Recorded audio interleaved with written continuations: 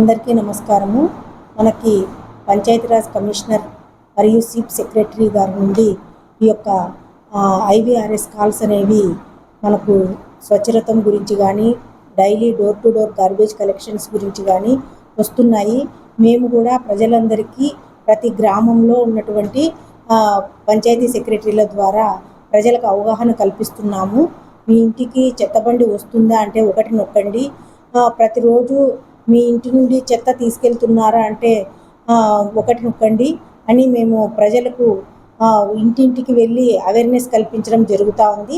అలాగే మనకు జనవరి 2026 24వ తేదీన స్వచ్ఛరథంను మన మండలంలో ఏర్పాటు చేసుకోవడం జరిగింది.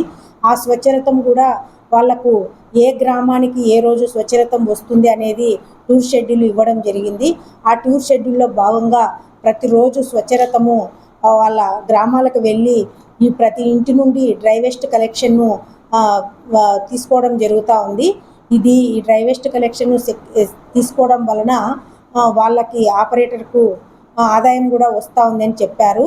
ప్రజల నుంచి కూడా మీ ఇంటికి మీ ఊరికి మీ గ్రామానికి స్వచ్ఛరథం వస్తుందా అని అక్కడ పై నుండి ఐవీఆర్ఎస్ కాల్స్ కూడా వస్తున్నాయి. ప్రజలు కూడా ఈ యొక్క స్వచ్ఛరథంని బాగా వినియోగించుకుంటున్నారు.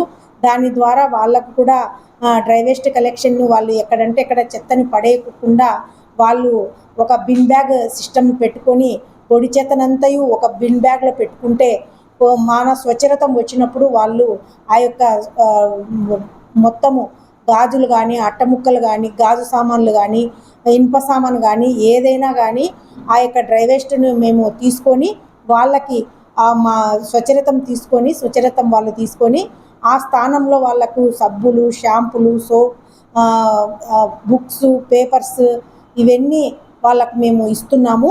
ప్రత్యామ్నాయ పద్ధతిలో వాళ్ళ నుంచి మేము డ్రై వేస్ట్ కలెక్షన్ తీసుకొని వాళ్ళకు మేము వస్తు మార్పిడి పద్ధతి ప్రకారంగా వాళ్ళకు సబ్బులు చక్కెర టీ పొడి ఇవన్నీ ఇస్తున్నాము.